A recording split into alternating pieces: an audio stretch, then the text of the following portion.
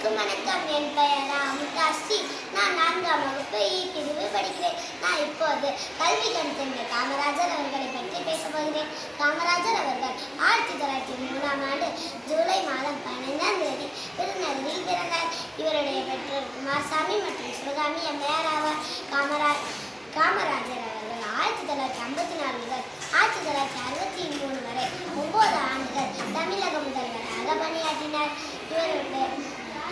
இலவச கல்வி, இலவச மதிய திட்டம் என பல திட்டங்களை தொடங்கி தமிழகத்தை மாற்றினார். இதனால் கல்வி கண் தந்த காமராஜர் என்று அழைக்கப்படுகிறார்.